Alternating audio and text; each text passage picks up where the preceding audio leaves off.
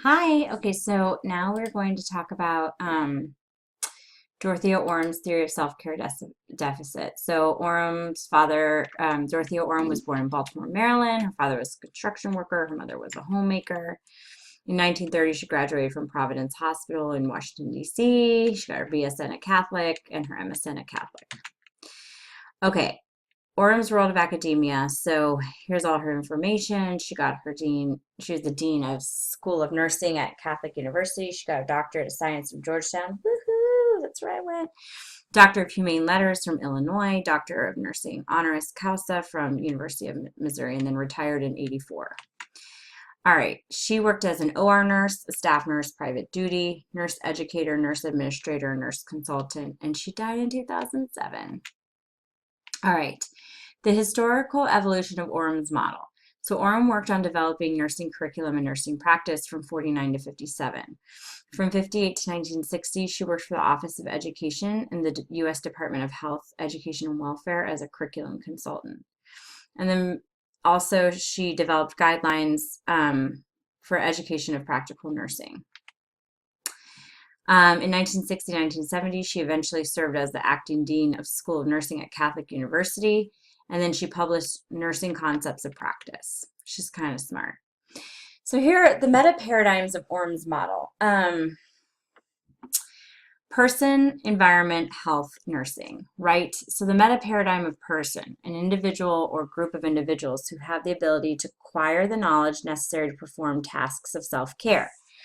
The ability to integrate self-care tasks and family, community, and individual needs, motivation to accomplish self-care tasks, and intellectual ability to cognitively perform, delegate, and evaluate tasks performed.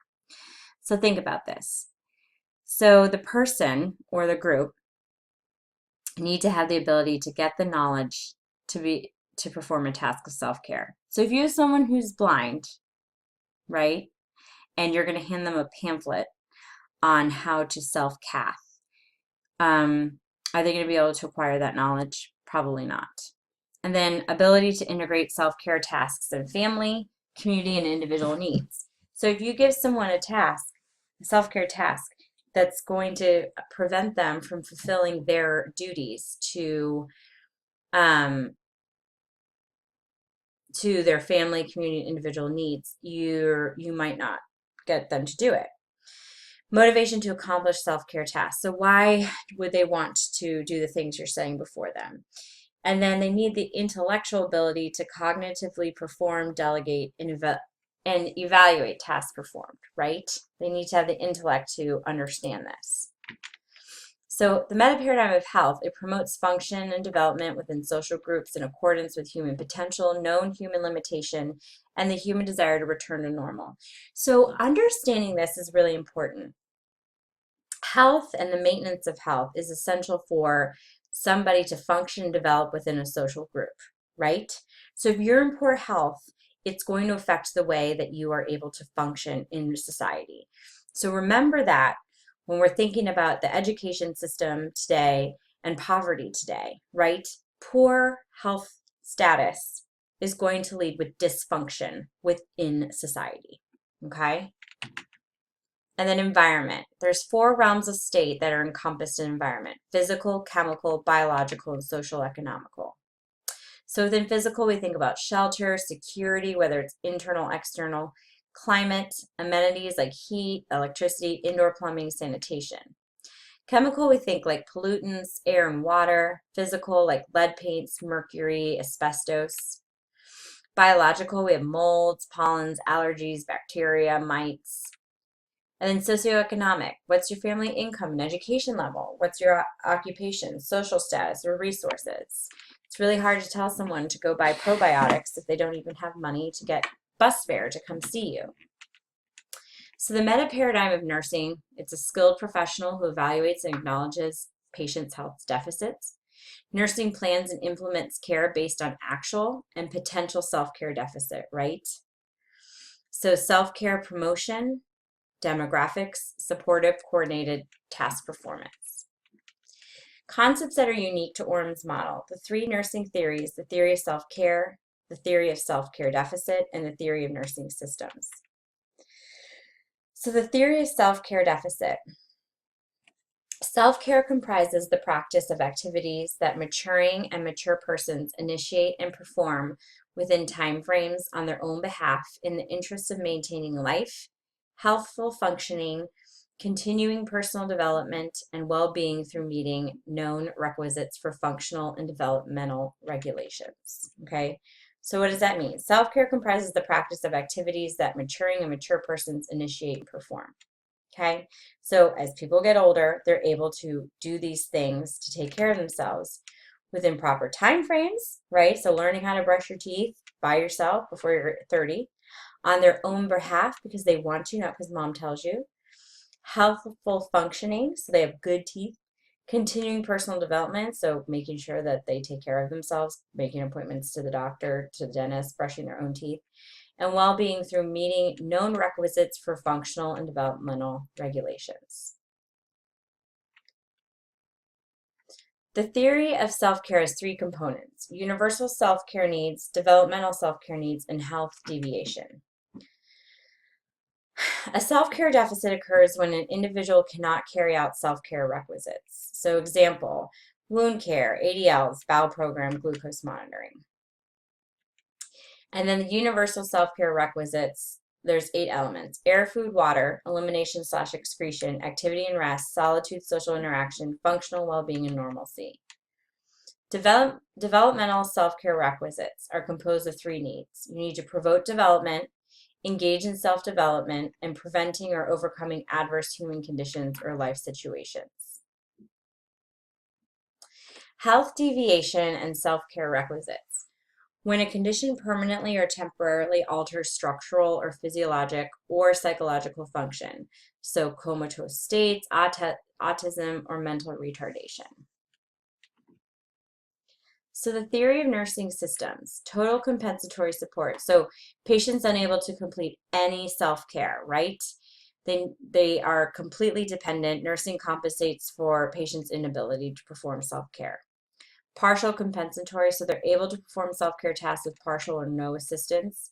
And educative supportive compensatory, patients able to perform tasks independently, and nursing provides ongoing education and support. So clinical practice models for patient assessment. Theory applies to multiple clinical settings, and theory applied in order to. Okay, so it's multiple settings: home, by the patient alone or with assistance provided; doctor's office, education provided and care supervised by a nurse; hospital, needs identified, assessed, and plan of care implemented. So the theory is applied in order to help identify the patient's ability for self-care deficit that need to be addressed to promote health. So if your patient can't check their blood sugar and they're diabetic, that's a problem, right? And I have a patient like that. She's like, I will not stick myself. My daughter comes once a day to do it. Well, that's not effective. One, because she needs to check her blood sugar twice a day. She needs not to check her blood sugar if her sugar drops or if she's symptoms of hyperglycemia, right? What's she going to do? Her daughter's going to take off work every time she needs a finger stick. Help identify support available to patients such as family environment.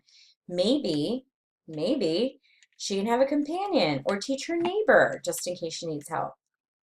And then encourage patient to develop self-care abilities. So check your blood sugar, right? That's just check it. Orm's theory applied to nursing education. So it teaches the student to encourage compensatory care in the patient population. It conceptualizes patients' current and potential self-care deficits and supports the nursing process in all 3 theories. So remember, teaching the student to encourage compensatory care. So what's compensatory care? So if someone can't walk, what is compensatory care? So maybe making sure that they understand to turn themselves or how to get exercise when they're wheelchair bound, right? If somebody has fluid restriction, how they're able to get their fluid in and maintain their fluid restriction while enjoying their life. And then also conceptualize patients' current and potential self-care deficit. So when you see a patient and you talk to them, and depending what setting you're in, that's how in depth you're going to get. What are their current self-deficits, right? If someone's in a coma, they're clearly not going to be able to do anything. What are some potential self-care deficits? Someone comes in for a preoperative appointment before they get an above-the-knee amputation. There's going to be some self-care deficit for a little bit, right? Maybe somebody has a stroke and you're thinking, you know what, this person had a right side stroke, they're right-handed. We need to make sure occupational therapy is brought in early because they're going to need to be able to write their name and they're going to need to learn with their left hand. So research status of Orm's model. This model is used by multiple nursing specialties due to encompassing nature of Orm's theory. And current research uses Orm's theory, like Chinese medicine use it, and battered women counseling. So what are the strengths? The self-care deficit theory is specific to nursing, right? Understanding what are perceived self-care deficits or current self-care deficit. That's really important because that's going to help us understand how we teach someone to take care of themselves. It can be used in multiple nursing specialties and in different settings. And the concept of self-care and health maintenance are congruent with contemporary literature in healthcare. We're constantly trying to empower patients to take responsibility for their health. We're less paternalistic. We're trying to make this a group effort, right? Because you can't go home with your patient. So this idea of health maintenance is very modern for its time. The theory creates a coordinated nursing care plan that adjusts to the patient's needs throughout recovery, right? So we talk about like we're worrying, remember Orm had like the 8 different areas, and we talk about elimination and excretion. Well, somebody comes in with myasthenia gravis, they're going to have trouble peeing because they have a paralyzed bladder. So our first thing is catheterization, and then getting someone's bladder to pee on their own, and then getting someone to be able to get to the bathroom, and then getting somebody to be able to take care of themselves after the bathroom, right? And then getting somebody to understand the importance of keeping track of their elimination to know when their bladder is full. So this will adjust as the patient also adjusts. So what are the limitations of Orm? It's time consuming for nurses. Although I will argue this, as time goes by, you will be able to perceive known and possible deficits quite easily. It requires direct contact throughout the nursing process. And it's hard because if you're switching off shifts or they have multiple nurses, this might not stay as consistent. There's multiple levels of the theory to consider, like self-care, self-care deficit, and self-care deficit potential. And does not address cultural needs, right? So part of it too is if you're not culturally trained, you're not going to understand self-deficit needs or even abilities. So analysis and insights. These are 3 theories combined into one. They can seem cumbersome to understand, but once you understand it, you're in like Flint because you have this access to really helpful information. And it's completely dependent on nursing to assess the patient and family's ability to complete self-care requisites and deficits. And of course, it doesn't consider culturally diverse. And those are the references. Here's a little bit of Loda. Like it, you do. An A you must give educated one. I just thought that was cute. You should put that at the end of all your PowerPoints. I'll know that you listened to my lecture.